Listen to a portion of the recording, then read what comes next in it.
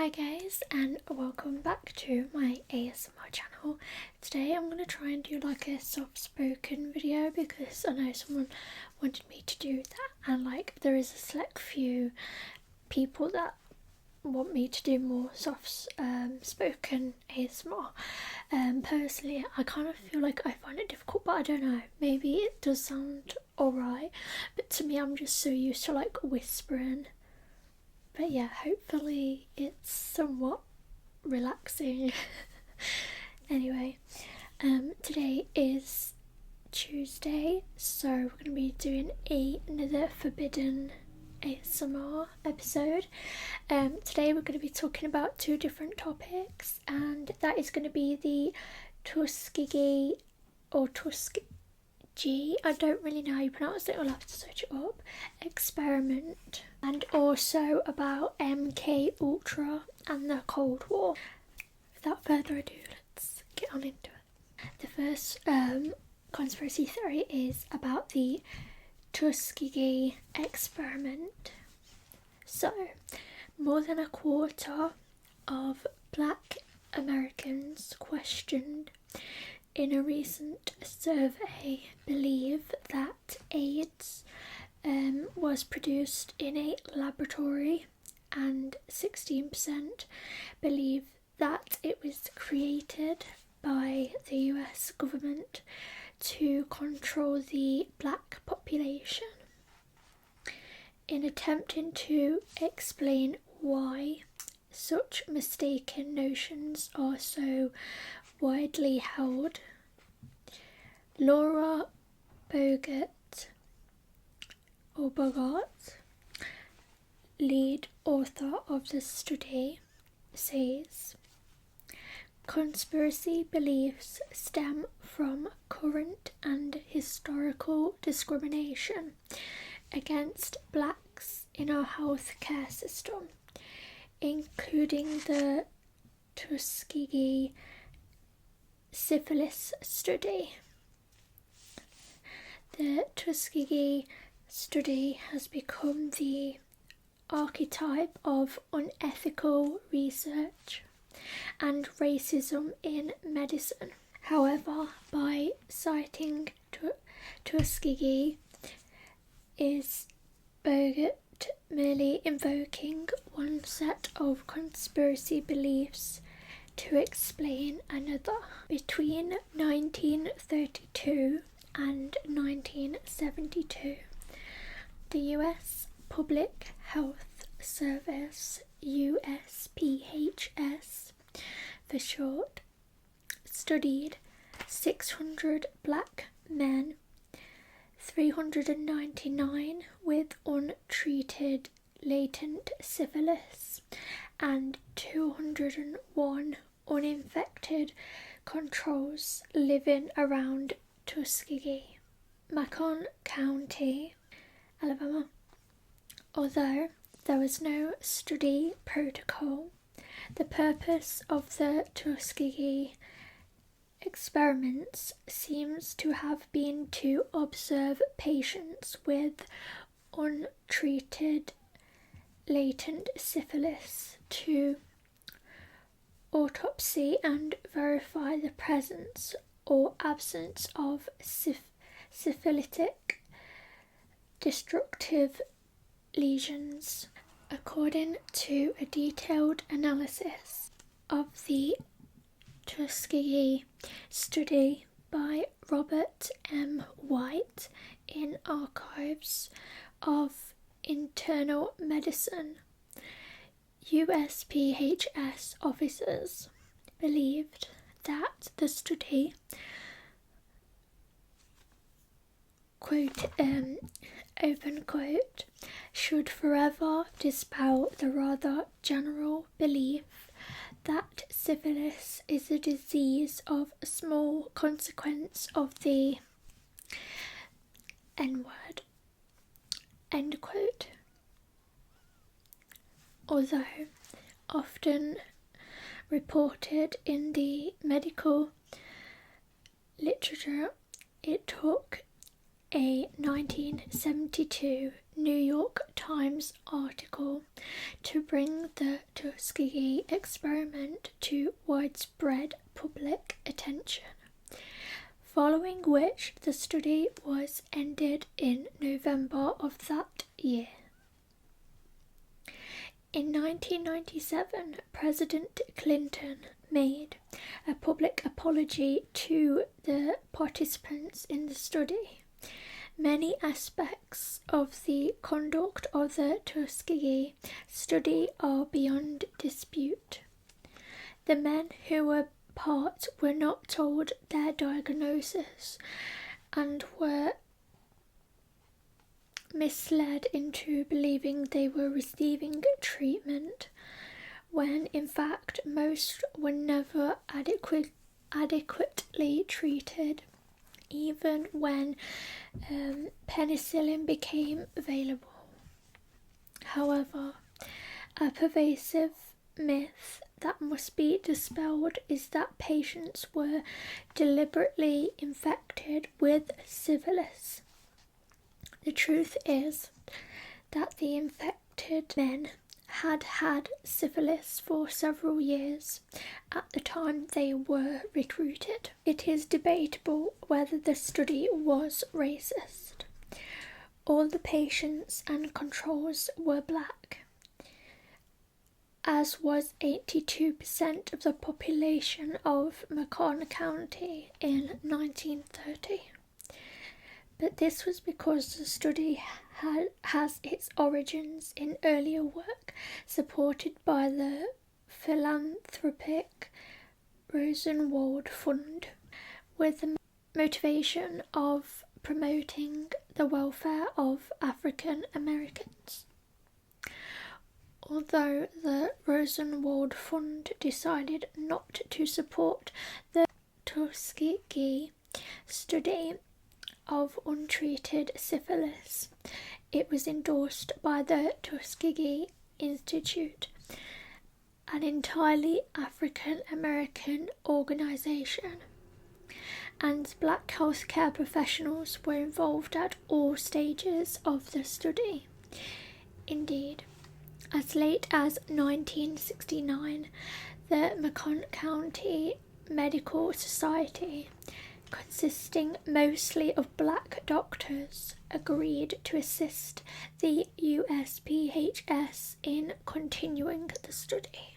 To describe the Tuskegee study as unethical requires an element of what Richard A. Shivda describes as presentism, i.e. judging past actions on the basis of the standards of today. When the study began, the only treatment for syphilis was the poorly efficacious arsphenamine compounds. I don't know if I pronounced that right, probably not, but I will put the word up on the screen. And there was no medical consensus on the usefulness of these drugs in latent syphilis, and debate over whether treatment of latent syphilis did more harm than good continued into the early 1950s, well into the era of penicillin availability. We should also bear in mind that in the 1930s there were no written standards for experimentation with human beings, and the paternalistic attitude that pervaded medical practice at the time meant that the norms for informing patients about their illness were very different from now. Therefore, it is hard to imagine that a hypothetical institutional review board of the 1930s would have judged the Tuskegee study unethical at its inception. However, principles for research with human beings were adopted by the American Medical Association in 1946, and by the 1950s, programs for penicillin treatment for syphilis were widespread across the US. Thus, by its 20th anniversary, the Tuskegee study had become unethical by the standards of the time. Patients should have been informed of their diagnosis and given the option of treatment. To use the Tuskegee effect to explain the disengagement by many Black Americans with the reality of AIDS is perhaps understandable, given the way the study has been popularly interpreted. However, focus group research shows that the public is able to weigh current concerns against worries about the Tuskegee study. The Tuskegee experiment deserves re-examination, free of our contemporary prejudices, before it is again deployed as a symbol of conspiracy. Also, I am going to just say that all this research that I have done on the Tuskegee study is not my own. It's not my own opinions, it's not my own belief, it's not my own values. It's simply what I found online research-wise about it. I don't really believe in it, obviously, for many reasons. I think it is racist. I mean, I get what they're saying about back in the day, it wasn't seen like that, but I don't know. It's just, to me, it's just wrong. And like the whole, like I say, not telling people like about their illnesses and the diagnosis and just going behind the back is just like really unethical. But yeah, it was different back then, and yeah, but it's still, I don't know, it's just a bit of a weird subject. I don't really want to go into like political stuff or racial stuff, but on the channel, but I just thought I'd put that out there, just so you guys know. Let's get on to the next conspiracy theory, and we're going to be talking about MKUltra and the Cold War. MKUltra was a top secret CIA project in which the agency conducted hundreds of clandestine experiments, sometimes on unwitting US citizens, to assess the potential use of LSD and other drugs for mind control, information gathering, and psychological torture.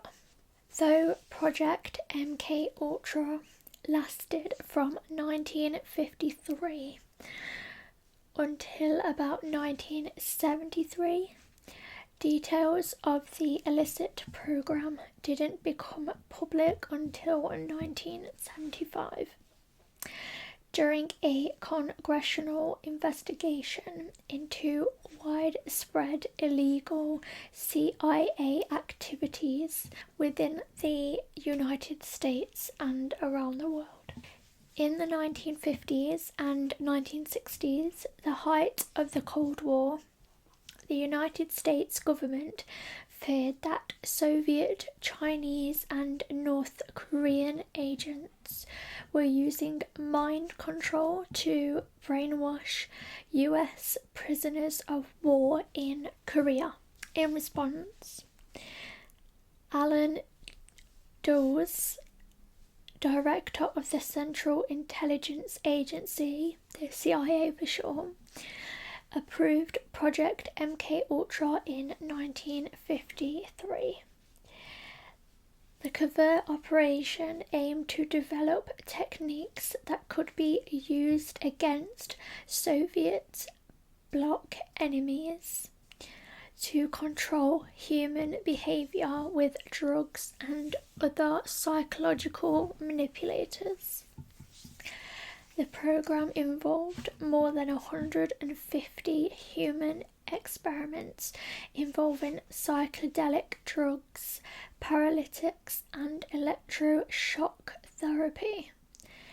Sometimes the test subjects knew they were participating in a study, but at other times they had no idea, even when the hallucinogens started taking effect, which is just so horrific and scary. And I couldn't think of anything worse, like to not be in control of like what's going into your body and what's happening to your body. Like, it's just so scary.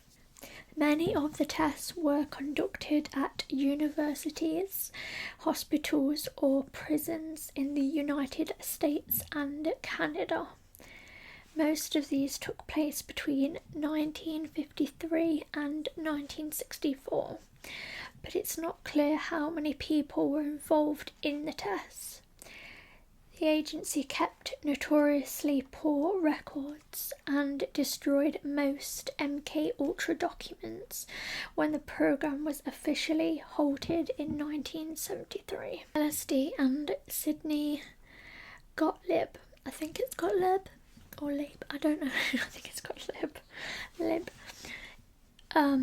The CIA began to experiment with LSD, which stands for lysergic acid diethylamide.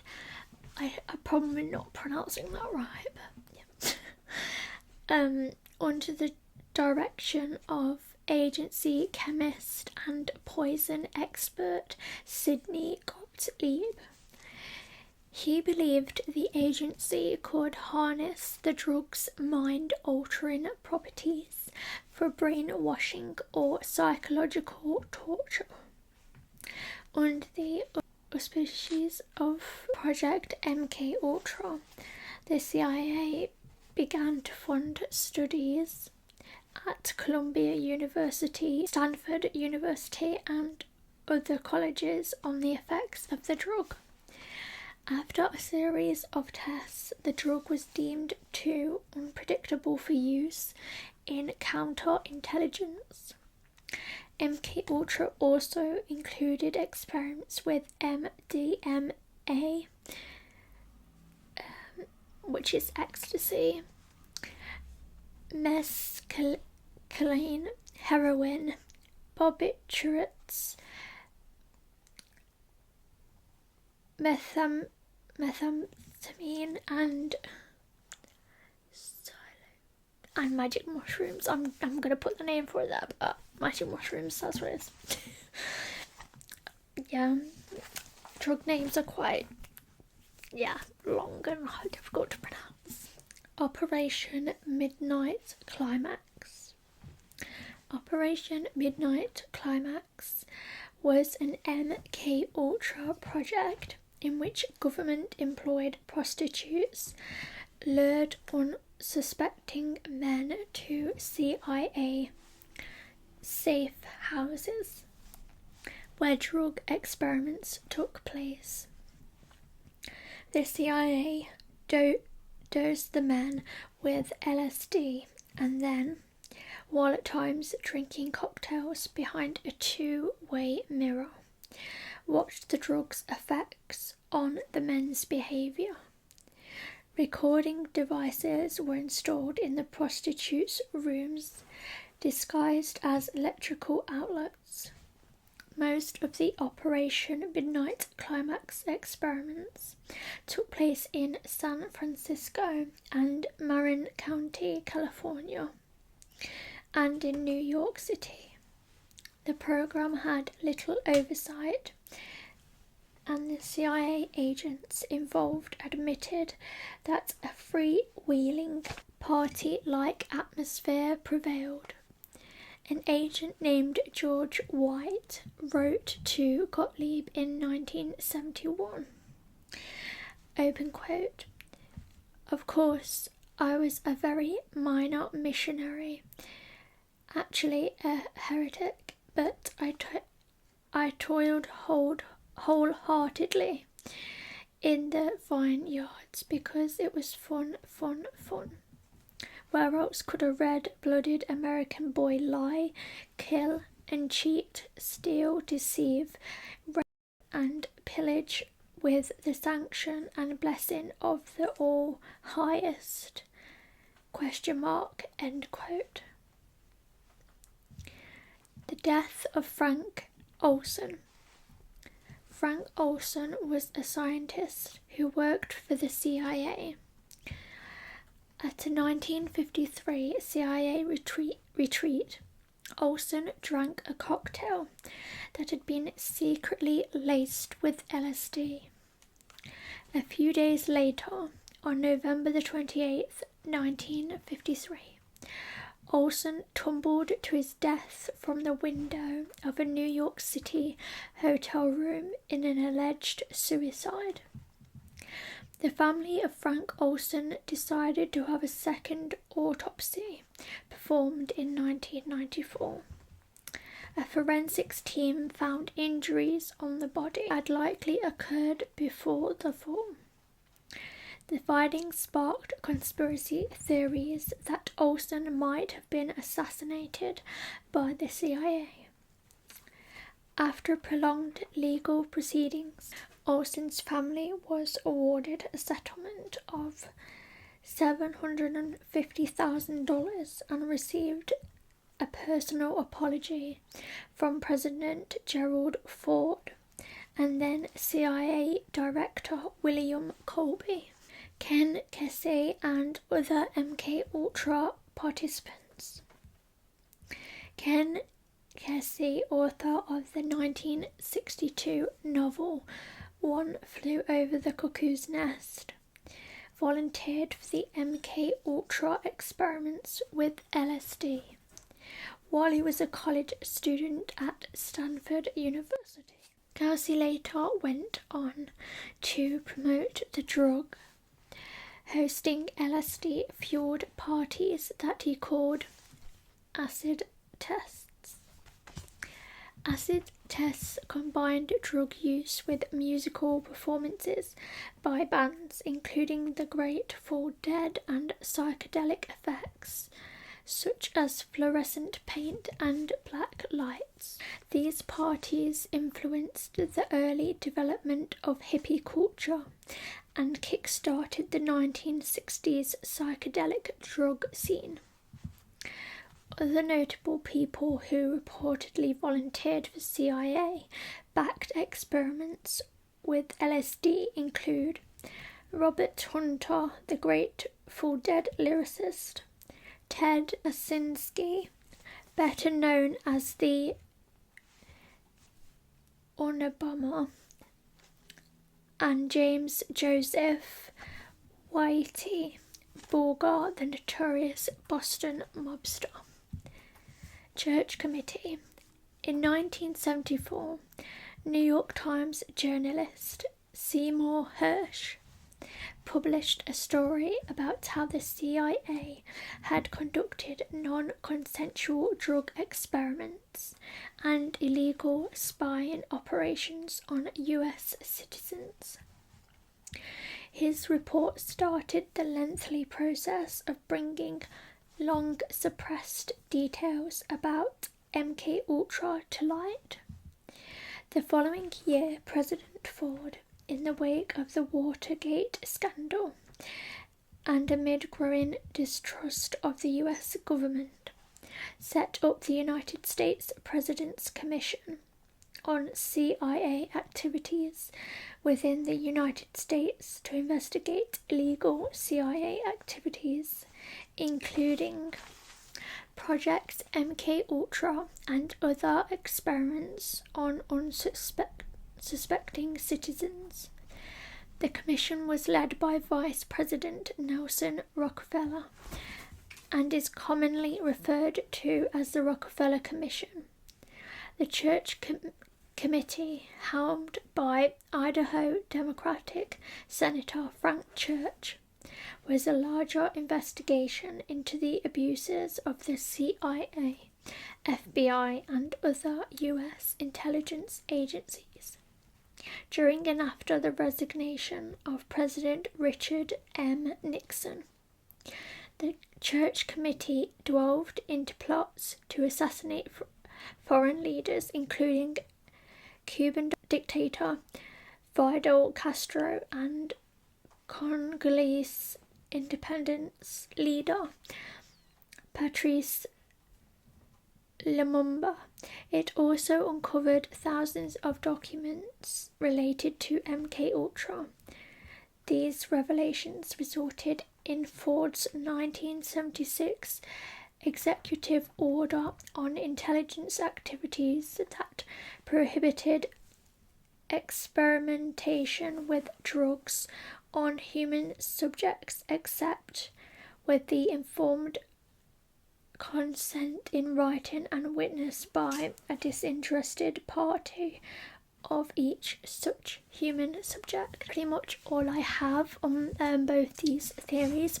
Let me know what you guys think about them in the comments. I think they're both pretty wild about American sort of history as well, and like what went down back in the day. It's crazy, like all these different experiments, very, like I say, very unethical and just insane to put like random people through this, especially people that didn't even want to be put through it as well.